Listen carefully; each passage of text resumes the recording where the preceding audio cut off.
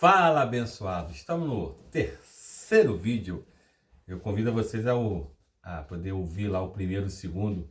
As pessoas têm me falado aqui no privado, tem sido uma bênção, tem edificado a vida dela. Esse é o objetivo desse canal, abençoar vidas. Sermos abençoados com a palavra de Deus, uma mensagem de Deus e abençoar vocês. A minha família quer abençoar a de vocês e também vocês abençoar a nossa. O tema hoje, dessa terceira mensagem, é um tema que você vive diariamente e nunca percebeu. E você não entendeu algumas situações que acontecem na tua vida, na sua fé, por causa dessa situação. O tema da mensagem é carne versus espírito.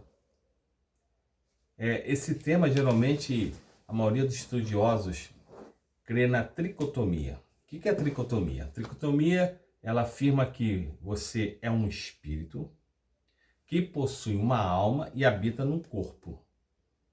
Então, o espírito é o que Deus colocou nesse invólucro, esse avatar. E você possui emoções, que são sentimentos, que são pensamentos, temperamentos. Então, o que acontece? Olha o que a Bíblia vai dizer, que o Espírito Santo testifica ao nosso espírito que somos filhos de Deus. O Espírito Santo, ele fala ao nosso espírito. O espírito que habita em nós, que é o teu eu verdadeiro, aonde Deus se relaciona contigo, é no espírito. Então, o que acontece? O espírito, quando você crê em Deus, crê no seu Filho Jesus Cristo, e você deixa ele habitar no teu coração, a Bíblia chama disso de que você se torna uma nova criatura. Quando você se torna uma nova criatura, houve uma mudança. E aonde ocorreu essa mudança? No teu espírito. Na verdade, houve ali duas salvações. Duas. Só que uma, ela é de imediato. É quando você abre teu coração e Deus habita lá. E Ele vai fazer a transformação direta no teu espírito. Então, só que para Deus, o tempo de Deus é o Kairos, que é o tempo dele. O nosso é Cronos. Então é diferente. Para Deus não tem passado, presente nem futuro. Para Ele tudo já aconteceu. Para Deus já aconteceu o Apocalipse. Isso é difícil até nossa mente acompanhar isso. Mas para Deus o Apocalipse já aconteceu. Já findou todas as coisas. Então para Deus, você já aconteceu as duas transformações na tua vida. A primeira é onde Ele habita no teu espírito e estava morto nos seus pecados, nos seus delitos, e você abriu o teu coração, Deus habitou, então Ele trouxe vida para o teu espírito. Então agora você tem vida no espírito. Só que o Espírito de Deus que habita no teu espírito está habitando ainda num corpo que não foi transformado ainda. Para Deus já aconteceu, para nós não. Então houve a primeira restauração, a salvação, que é no espírito. A segunda, para nós não aconteceu, para Deus sim. E a palavra do Senhor diz em Apocalipse, depois vocês vão ver na descrição, vou botar essas passagens direitinho para vocês acompanharem e ler em casa. Em Apocalipse diz que quando soar as trombetas e Jesus vier na nuvem, a Bíblia diz que vai vir os anjos, Jesus, e vai vir os filhos dele, os transformados, aqueles que foram salvos pelo seu filho. E a Bíblia diz que Deus vai dar ordem para que os mares e a terra devolvam os corpos. Vamos dizer que antes de Jesus voltar eu tenha morrido. E aí eu não sei como eu morri. Se eu vou morrer afogado, se eu vou morrer na terra, eu não sei. Só sei que eu vou ser decomposto, mas só que eu vou estar na terra ainda. Habitando na terra, no solo. E a Bíblia diz que quando soar a trombeta, Ele vai dar ordem. Vamos dizer que eu morri na terra, fui enterrado. E a Bíblia fala que Ele vai dar ordem para que a terra devolva o meu corpo. E a Bíblia diz em Apocalipse que esse corpo vai se encontrar no céu com o meu espírito. É aquele corpo perfeito que Adão tinha. É um corpo que podia ver a face de Deus, a santidade de Deus, sem pecado, sem mácula. Então, aí sim se consumou toda a salvação, espírito e corpo. Então, meus amados irmãos, você que tem Deus no coração e você quer sinceramente buscar esse Deus, fazer a vontade dele, você se depara com uma vontade contrária. É que Paulo falou: o bem que eu quero, eu não faço. O bem que eu quero, eu não faço. E o mal que eu não quero, esse eu faço. Porque Paulo está dizendo que há duas forças, nele. No Espírito, onde Deus habita, ele quer fazer a vontade de Deus. Mas a carne dele está totalmente contrária. A carne só quer comer, beber e não pagar a conta. A carne está corrompida com o pecado. Ela nunca vai ser a favor de você. Vai ser a favor desde que você faça tudo que é contra Deus. Aí ela está tranquila. Mas se você for fazer alguma coisa que é da vontade de Deus, a tua carne não vai querer. Então Paulo falou, ele descobriu isso, que ele falou assim: poxa, o bem que eu quero não faço, o mal que eu não quero eu acabo fazendo. Quem vai me libertar disso? Jesus. E vai ensinar como fazer. Paulo falou que tinha momentos que ele esmurrava a carne dele. Não que literalmente ele socava a carne dele. Paulo está dizendo que ele socava a vontade dele. E Martinho Lutero, ele deu dois exemplos tremendos. Um dos exemplos que ele deu, ele falou assim: eu não sei qual era o animal, qual era o cachorro, a raça, né? A espécie que habitava na época que ele fez essa declaração, né? Esse exemplo. Mas vamos dizer que você tem lá dois Rottweiler. Um é a tua carne e o outro Rottweiler é teu espírito. Aí de manhã tu chega para o Rottweiler carne e você dá lá um sanduíche com queijo, presunto, um café com leite, frutas. E você chega para o Rottweiler espírito e você dá um creme crack. Aí, na hora do almoço, você dá uma peça de alcatra, de picanha, para o Rottweiler carne. E para o Rottweiler espírito, você dá um miojo. Meu irmão, depois de 30 dias, eu te pergunto, esses dois Rottweiler, carne e espírito, quem vai estar mais forte? Com certeza é o Rottweiler carne. Porque você, durante todo o dia, você alimentou ele. E quando houver uma dificuldade, uma luta entre os dois, com certeza o Rottweiler espírito vai perder. Então foi isso que Martinho Lutero falou, que Paulo também falou. Se você acorda naquela rotina da vida, correria da vida, e você faz aquela oração rápida: Senhor, obrigado por esse dia, papapá, obrigado por esse café, e pum, corre para a batalha, para a luta. E lá no trabalho, você é envolvido com N situações para resolver, e aí você volta para casa cansado, dá atenção para filho, para esposa, resolver as coisas que estão pendentes, daqui a pouco já está na hora de dormir, que amanhã começa tudo de novo. Quando você vê, você, em todo aquele dia que Deus te concedeu, você não alimentou o teu espírito, você não teve um momento com Deus para poder orar, conversar com Ele. Claro que você pode conversar na condução, no trabalho, tudo bem, mas aquele momento específico de oração, você com Ele, você não lê a palavra dele, que é alimento, a palavra dele que Deus fala que não só de pão viverá o homem, mas de toda palavra que sai da boca de Deus. Então, em todo momento a Bíblia diz que ela é alimento para a tua carne, não, para o teu espírito. Quando você alimenta o teu espírito, aí ele se torna forte.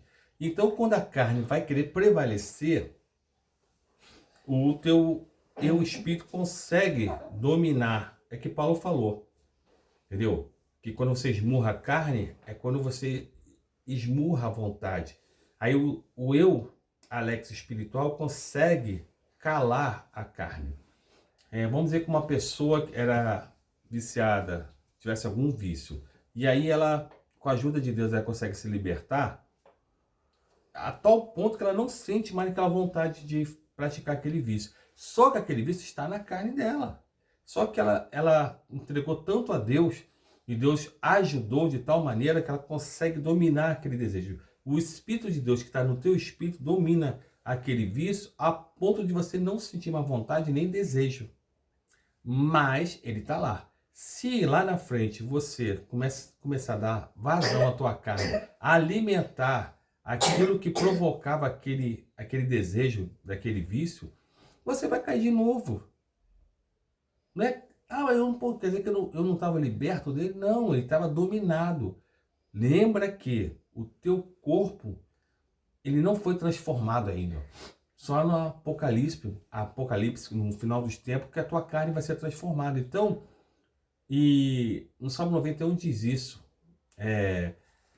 Vou pedir à diretora que está ali atrás, pega uma faca, por gentileza, uma caneta. A minha esposa amada, ela que está aí nos bastidores aí, dando todo o suporte, né? Meu braço direito tem me ajudado muito, né? Nesse projeto. Esse projeto é da família. Mas o Salmo 91 ele vai dar uma dica muito importante. O Salmo 91 diz o seguinte, que as setas, olha só, as setas, não, isso aqui vai ficar muito pesado, né? Pode criança estar assistindo. Eu vou usar uma coisa muito interessante, chinelo da minha filha.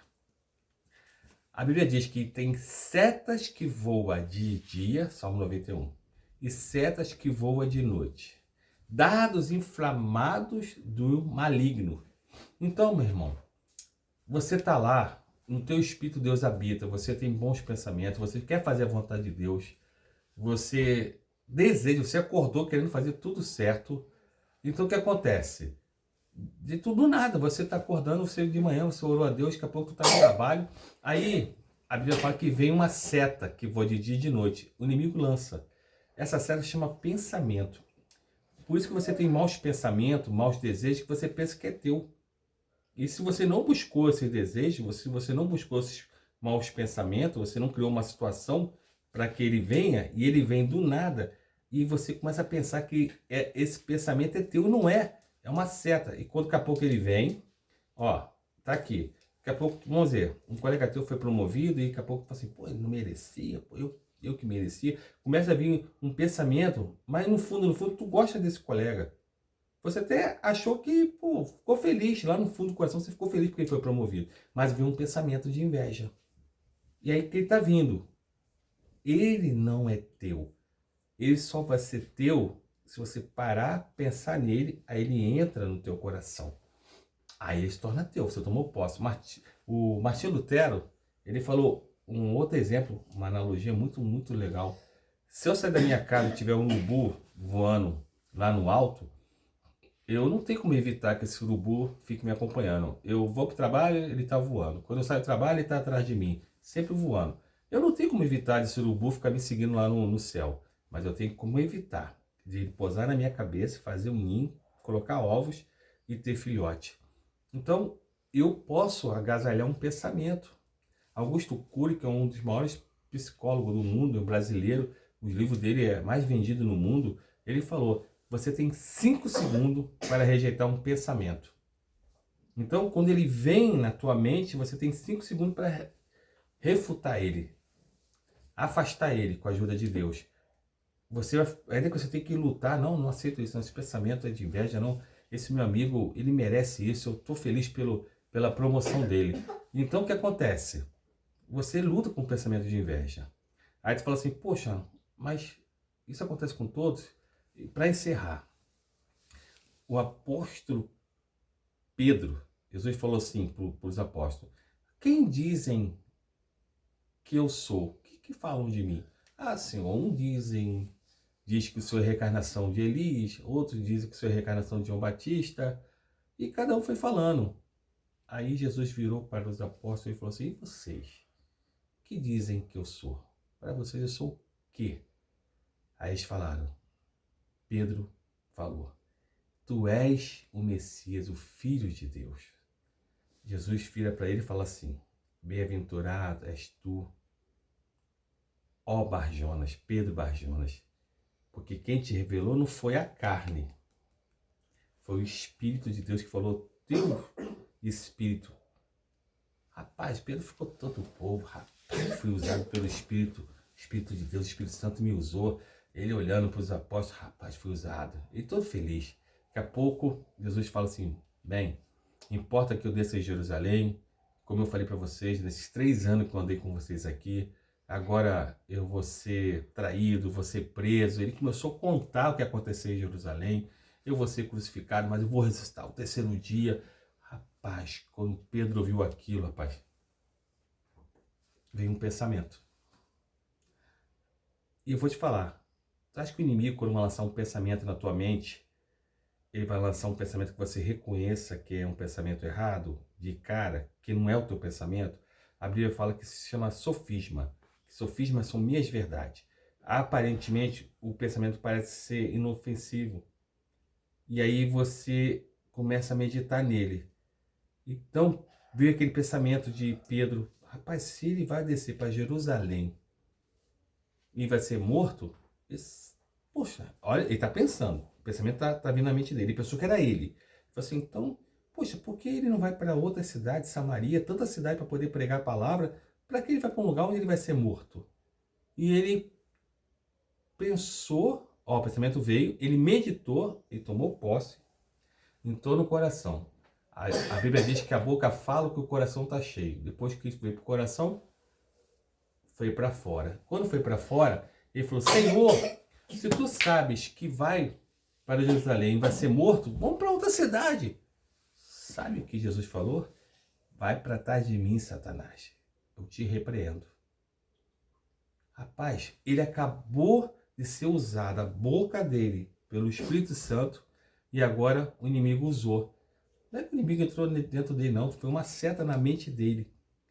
Por isso, meus irmãos, que você às vezes não consegue fazer a vontade de Deus. Deus sabe que você não é perfeito. Ele sabe que você, nessa carne aqui que você está, a Bíblia diz que Deus se lembra que estamos num vaso de barro. O que está em nós é excelente, que é o Espírito de Deus, mas habita num vaso frágil. Então, meu irmão, não desanima como você tem maus pensamentos, maus desejos, e às vezes ele prevalece, você acaba errando. A Bíblia diz que nós temos um advogado no céu, que é Jesus, está sentado à destra do Pai, ele intercede por nós. E diz que o Espírito dele que habita em nós, nós não sabemos como orar corretamente, o Espírito Santo intercede com gemidos inexprimíveis. Aquilo que às vezes estamos tão angustiados, com problemas tão difíceis, com sentimentos tão difíceis, perdas, lutas, e aí você não sabe lidar com esse sentimento e você não consegue nem expressar uma oração, e o Espírito Santo pega aquele sentimento e ele coloca como tem que ser orado, e diz que o Espírito Santo leva a Jesus, e Jesus, que é teu advogado, vira para o Pai, porque está sentado à destra do Pai, à direita do Pai, e intercede por você. Então, meu irmão, se você errar, desanimar, não desiste da caminhada. Simplesmente se alimente. Lembra do Rottweiler? Alimenta o Rottweiler espiritual. Tenha tempo para você orar para Deus. Tenha tempo para você ler a Bíblia, estudar a Bíblia. Hoje tem a ferramenta do YouTube, você tem N mestres da palavra ali, ensinamentos positivos que vai mudar a tua vida. Se você jogar tudo isso para dentro, o teu eu espiritual, o Rottweiler espiritual vai ficar tão forte que quando o Rottweiler carne querer aparecer, meu irmão, ele vai rosnar, sabe que ele vai virar? Um poodle zero, vai bater em retirada. Então, meu irmão, não desanima na tua caminhada com Deus. A tua carne é teu pior inimigo, é a tua carne, dorme contigo, acorda contigo. Então coloca ela no lugar dela. E lembra, a maior parte dos pensamentos que você tem, se você não procurou estar no lugar errado e nem procurou aquele pensamento, ele veio em você, lembra, esse pensamento não é meu. Eu não quero sentir inveja, eu não quero desonrar minha esposa, eu quero ser fiel, eu não quero cobiçar essa mulher, eu não quero roubar aquilo que não me pertence. Será que eu sou um ladrão? Eu estou pensando em pegar esse dinheiro. Não, não é teu. Então não toma posse daquilo que não é teu. Só vai ser teu se você tomar posse. Augusto Cury falou, 5 segundos para você lutar. E se passar de 5 segundos? Você vai ter que clamar a Deus, vai ter de repente demorar um dia inteiro, até semanas, para arrancar aquele sentimento. Então, essa é a palavra, guarda no teu coração. Um dia abençoado, uma tarde, uma noite abençoada para você e sua família. Que Deus abençoe todas as áreas da sua vida. Amém.